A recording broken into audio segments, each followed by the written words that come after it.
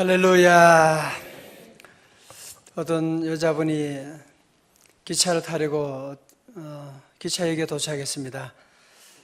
대합실에 들러서 잡지하고 과자 한 봉지를 샀어요. 그래서 의자에 앉아 있는데 어떤 한 남자분이 옆에 앉는 것이었습니다. 그래서 옆에 여자분이 이제 과자 봉지를 놓고 이제 있는데 얼마 지나니까 이 남자분이 그 과자 봉지를 뜯어가지고 먹는 거예요. 그래서 이상하다. 그래도 뭐 설마 자기 건데 하나 먹고 그만두겠지 하고 여자도 계속 먹었어요.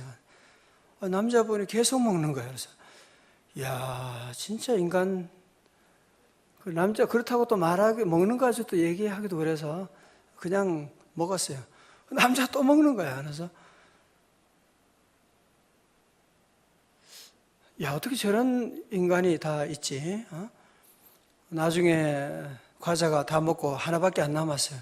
그러니까 남자분이 과자를 반 또 쪼개가지고 자기 반 먹고 반은 넣으니까 자기가 먹고 나서 기차를 탔는데 너무 기분이 나쁜 거. 어떻게 세상에 그런 인간이 어떻게 봉지를, 과자 봉지를, 라면 봉지를 그렇게 뜯어 먹을 수가 있지.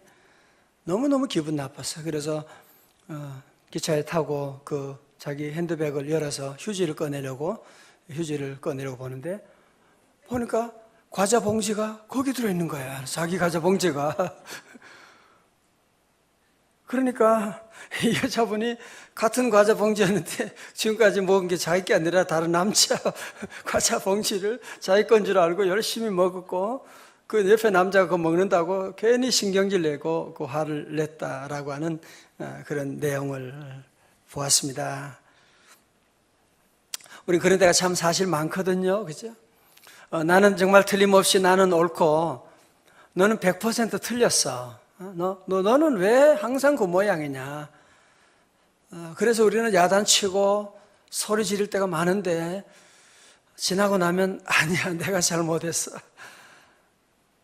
내가 틀렸는데 괜히 잘 모르고 그렇게 화내고 비판할 때가 참 많았다 하는 것을 우리가 발견할 때가 참 많이 있거든요. 우리는 늘 우리 세상은 이렇게 다른 사람의 잘못을 비판하고 또 내가 비판받고, 그죠? 우리가 남을 비판할 때도 사정을 잘 모르고 함부로 비판하잖아요. 그죠? 또 우리도 너무 속상한 것은 뭐냐 하면 내 사정을 지가 뭘 안다고, 내 아픔을 뭘 안다고 지가 함부로 그런 얘기를 해. 그러나 반대로 보면 우리는 다른 사람에게 또 그런 비판을 하고 있는, 그러다 보니까 우리 사회가 비판을 주고 비판을 받게 되는 이 비판의 악순환이 계속되는 겁니다. 그러면서 모든 분쟁이 시작되고 미움이 시작되고 다툼이 시작되고 저주가 돌게 되고 모든 질병이 돌게 되는 이런 비판과 함께 모든 질병과 환난과 모든 아픔이 돌고 도는 것을 우리가 아셔야만 합니다.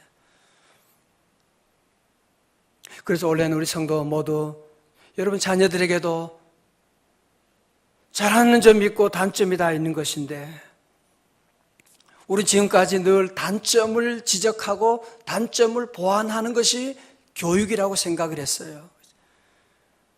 지난날에 의무교육이 다 그런 모양으로 해서 성적 봐가지고 잘못한 것 항상 더 높이는, 우리 지난날의 교육이 늘 그랬잖아요. 그죠?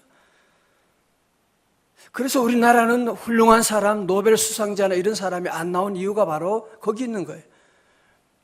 이제는 여러분 잘 기억하셔야 돼요. 단점을 비판하면 그 인생은 망쳐지게. 단점을 보완하는데 역점을 두지 말고 이제 앞으로는 장점을 더 살리는데, 장점 잘하는 것 늘 칭찬해주고 격려해주고, 우리 사랑하는 우리 여자 성도님들은 남편 다른 거 하지 말아요. 남편을 무엇보다도 칭찬해주는, 격려해주는, 그게 건강의 비결이고 그게 세상에 나가 자신 있게 살아갈 수 있는 성공하는 비결이 가정에서 아내가 칭찬해 주는 거예요. 우리 남편들도 집에 오면 절대로 반찬 같은 거 가지고 비판하고 잔소리하고 짜다 뭐 짜면 물 좀 더 부어 먹으면 되는 거지 뭘 그런 걸 가지고 잘난 체하고 그런 얘기하지 말아요. 커피가 좀 진하면 물 부으면 되지 뭐 그걸 가지고 잔소리하고 그런 비판 때문에 아내가 몸이 아픈 거예요. 아세요? 그것 때문에 시름시름 앓고 있는 걸 우리가 알고 원래는 비판하지 않는 애. 다 같이 아멘. 여러분 예수님의 계명을 보면 우리가 이 귀한 말씀을 여러분 읽어보면 이 모든 말씀이 얼마나 귀한지. 예수님의 말씀은 어느 하나도 우리가 잘 되는 것, 우리가 건강한 것, 우리가 행복하기 위해서 주님이 특별히 주신 말씀. 그죠? 오늘 말씀 그런 거잖아요. 비판하지 마. 절대로 비판하면 안 돼. 왜? 그러면 너도 비판받지 않게 되거든. 그러나 네가 자꾸 비판하지 그러면 너도 비판받게 되는 거야. 그래서 오늘 주님께서 우리에게 다 이루고 있는 거잖아요. 자, 그럼 여러분 마음속에 아직 그것까지는 알겠는데 목사님 그러면 분명히 문제가 있는데 내가 볼 때 분명히 이건 문제고 나만이 아니라 모두가 봐도 이게 잘못돼 가는데 어떡하죠? 그때도 그러면 비판하지 말고 가만히 있어야 되는 겁니까? 우리 애가 분명히 이 길로 가면 망하는 건데 그렇다고 그냥 놔둬도 되는 겁니까? 우리 이 사회에 이런 여러 가지 문제에 대해서 가만히 있어도 되는 겁니까? 그런 질문을 여러분이 하실 거예요. 그죠? 오늘 여러분이 이 새벽에 이 비판의 문제에 대해서 한번 꼭 성경적으로 정리할 수 있기를 바랍니다. 그렇게 하라는 건 아니에요. 눈 감고 그냥 덮어두라 그런 얘기는 아니에요. 자, 오늘 3절 이하를 한번 보세요.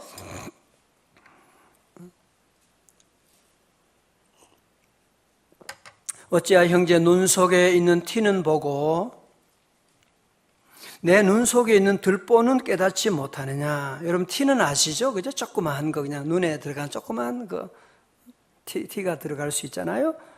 들보는 뭐냐면은 이 집을 버티는 대들보, 들보 아시죠? 들보. 결혼 보내고 들보가 빠졌다 뭐 그런 얘기. 들보 큰 걸 말하는 거죠. 내 눈 속에 있는 들보는 깨닫지 못하느냐. 보라 내 눈 속에 들보가 있는데 어찌하여 형제에게 말하기를 나로 내 눈 속에 있는 티를 빼게 하라 하겠느냐. 5절 외식하는 자여 먼저 내 눈 속에서 들보를 빼어라. 그 후에야 밝히 보고 형제 눈 속에서 티를 빼리라 말씀이죠. 자 보세요. 그렇게 형제 눈 속에 티가 있다. 그냥 모른 채 하고 지나가라 그런 얘기는 아니에요. 그죠? 그냥 덮어두라 그런 얘기하는 것은 아닙니다. 그러나 먼저 할 것이 순서가 있다는 거예요. 태도가 중요하다는 거예요.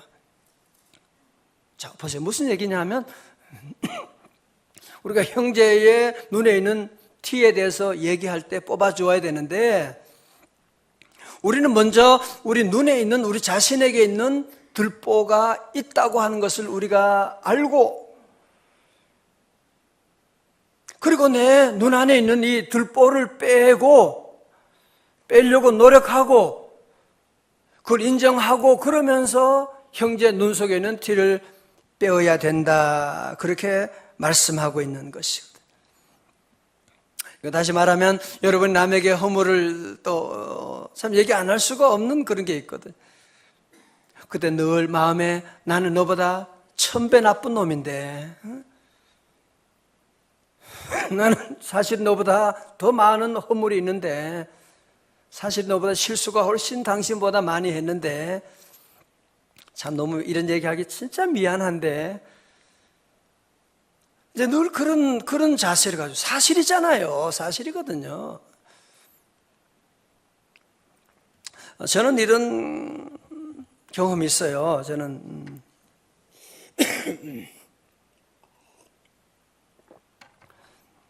저는 특별히 청년 때는 대학교 다닐 때는 남 비판하는데 아주 1등 가는 그런 사람이었습니다. 남 잘못한 거 얼마나 잘 보이는지 몰라. 너무 잘 보여요. 또 비판력이 대단한 그때는 또 나라 정부 그 당시에 유신도 있었고 그때였거든요. 그러니까 유신 독재 물러가라, 군사 독재 물러가라, 정부 데모하는데도 늘 앞장서고 머리를 빡빡 깎고 막 대들고, 우리 교육자들이 그런 얘기하니까 그래요. 목사님 그런 일이 있었던 것 같지 않은데요. 그래서 보기는 안 그렇게 옛날에 얼마나 대단했는데, 큰 교회 보면 큰 교회가 비판, 야, 뭐 저러냐. 하여튼 세상의 모든 것들이 늘 비판하고 비판하는 그런 삶을 살고, 나중에 제가 은혜 받고 깨달은 것은 뭐냐면, 내 안에 있는 들보를 제가 보지 못했던 거예요, 그동안. 내가 얼마나 나쁜 놈이었던가를 제가 그것을 깨닫지 못하고 남의 허물들만, 이 사회 문제점만 지적하고 나갔던.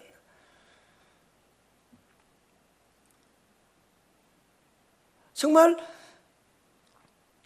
대학교 다닐 때 만약 이 사회 문제점에 대해서 내가 알았다고 하면 어떻게 해야 돼요? 나 자신의 문제점.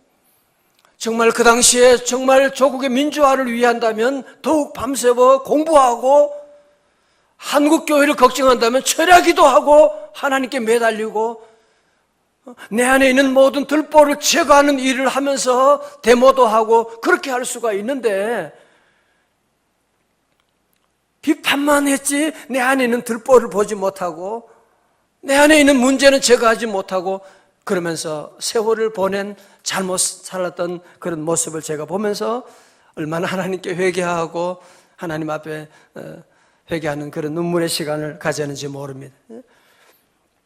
제가 쭉 제 인생의 삶을 돌아보니까요, 제가 대학원 다닐 때, 대학교 다니고 대학원 다니면서 하여튼 비판하는데, 데모하는데 제일 앞장서고 나가는데, 제가 보니까 그러면서 제 인생은 점점 피폐해지기 시작합니다.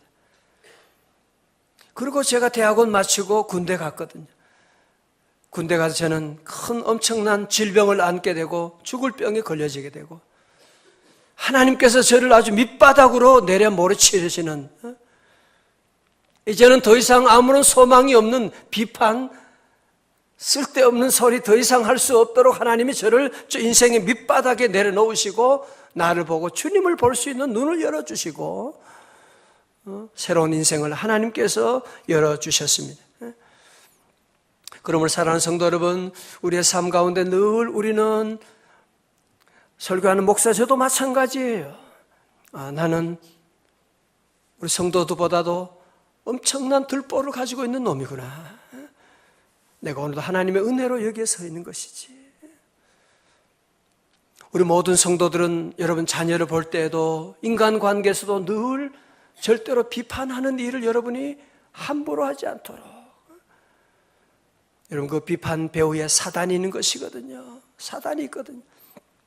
여러분 비판에 대한 말씀은 로마서 2장에 보면요, 심각하게 다루고 있는 걸 봅니다. 한번 찾아봐요. 오늘 새벽에 로마서 2장에서도 얼마나 심각하게 다루는지요.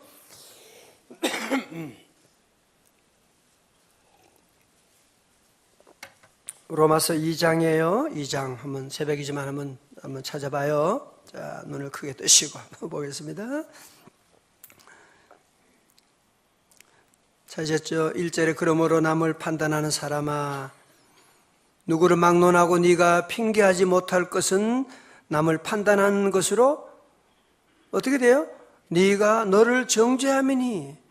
어떻게 그럴 수 있어? 그런 소리 했는데 내가 결국은 나중에 그 소리가 내게 들려오는 거예요. 판단하는 네가 같은 일을 행함이니라. 그렇잖아요. 우리도 딱 같은 일, 같은 실수 안 하는 사람이 누가 있습니까? 이런 일 행하는 자에게 하나님의 심판이 진리대로 되는 줄 우리가 아노라. 이런 일 행하는 자를 판단하고도 같은 일 행하는 사람아, 네가 하나님의 심판을 피할 줄을 생각하느냐. 5절에요. 다 같이 시작. 다만 내 고집과 회개하지 아니한 마음을 따라 진노의 날 곧 하나님의 의로우신 심판이 나타나는 그날에 임할 진노를 네게 쌓는도다. 아멘. 특별히 좀 아이러니한 것은 신앙생활을 많이 하고 오래된 분들 가운데 보면 비판력이 뛰어난 분들이 있습니다. 그래서 가장 조심해야 될 사람이 40일 금식 기도한 사람. 무서워요. 어떤 책에 보니까 새벽기도 한 번도 안 빠진 사람도 무섭대요. 그래서 왜 새벽기도 안 나오는 사람 너무 잘 알거든요. 어떻게 집사가 안 나와? 권사가 이렇게 새벽기도 안 나와? 자꾸 그런 비판의 눈으로 보다 보니까 경건의 폭력성이라고 하는 그런 말도 하는데, 그러다 보면 점점 내가 기도하지만 새벽기도 나오지만 내 기도 문이 열리지 않고 답답해요. 점점 건조해지게 되고 내 심령이 피폐해지게 되는. 만약에 우리가 그런 실수를 하지 않는다면 몰라도 같은 실수하는 사람인데 절대로 그런 비판하지 말라고 말씀하고 있거든요. 한 번은 아시시의 프란체스코가 제자들과 함께 40일 금식 기도를 하기로 했어요. 40일 금식 기도를 하는데 모두가 다 함께 정말 어려운 가운데 기도를 하면서 39일째까지 왔어요. 힘들잖아요. 다들 얼마나 힘들고 그런 가운데도 이제 39일째가 왔는데 하루를 남겨놨는데 한 젊은 제자 하나가 옆에 있는 집에 그 스프 냄새가 너무너무 맛있는 냄새가 나서 그래서 그만 그 스프를 먹어버린 거예요. 정신없이 그냥 스프를 먹어버린 거예요. 그것을 알고 친구들이, 다른 제자들이 화를 내고 저 인간이 어떻게 금식을 채워야 되는데 그냥 하루 남기고 저럴 수가 있느냐고 하면서 모두가 화가 단단히 났어요. 그래서 프란시스코에게 얘기했어요. 저 녀석이 저 금식을 하루 남기고 그만 스프를 먹어버렸어요. 그 얘기를 듣고서 프란시스코가 어떻게 했어요? 가서 자기도 그냥 스프를 그냥 한 숟가락 떠먹는 거예요. 모두가 깜짝 놀랐지. 아니, 선생님, 어떻게 그러자 그분이 말합니다. 우리가 금식을 하며 기도드리는 것은 모두가 예수님의 인격을 담고 그분의 성품을 본받아 서로가 서로를 참으며 사랑하며 아끼지 않은 건데, 저 젊은이가 유혹을 이기지 못하고 스프를 떠먹은 것은 죄가 아닙니다. 하지만 그를 정죄하고 배척하는 여러분이야말로 지금 큰 죄를 짓고 있는 것입니다. 굶으면서 서로 미워하는 것보다 실컷 먹고 사랑하는 것이 더 낫습니다. 참 감동적인 말씀이잖아, 그죠? 의로운 일 행하면서 남을 비판하는 것보다는 차라리 죄를 짓고 서로 사랑하는, 좀 모순이 있긴 하지만 서로 사랑하는 것보다 더 귀한 일이 없다고 하는 것을 여기서 말씀하고 있는, 비판하는 것이 어떤 죄보다 더 큰 죄라고 하는 것을 주님은 말씀하고 있거든요. 누가복음 6장 37절에 비판하지 말라 그리하면 너희가 비판을 받지 않을 것이요, 정죄하지 말라 그리하면 너희가 정죄를 받지 않을 것이요, 용서하라 그리하면 너희가 용서받을 것이며. 할렐루야. 오늘 새벽에 나온 여러분 모두 성도님, 하나님이 여러분을 너무너무 사랑하시고 2015년에 놀라운 계획을 가지고 계신 줄로 믿습니다. 우린 성경 말씀 보면서 주님의 말씀에 고민하고 응답을 해야 돼요. 주님이 이 귀한 말씀 주셨다. 내게 주신 말씀, 우리 가정의 행복을 위해서, 건강을 위해서 주신 귀한 말씀이기 때문에 습관적으로 비판하는, 특별히 아이들에게, 우리 나이 드신 분은 손주들에게 함부로 자꾸 비판하는, 그런다고 고쳐지지 않아요. 절대로. 점수만 깎여요.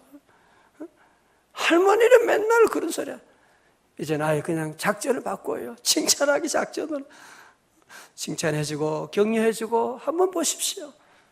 이제 우리 모두가 함께 오늘 주신 말씀 다시 한번 우리 마음에 새기고 2015년은 서로 사랑하고 용서하고 단점보다는 장점을 봐주고 격려하고 여러분 가정이 행복한 하나님의 나라가 이루어질 수 있기를 주님의 이름으로 축원합니다.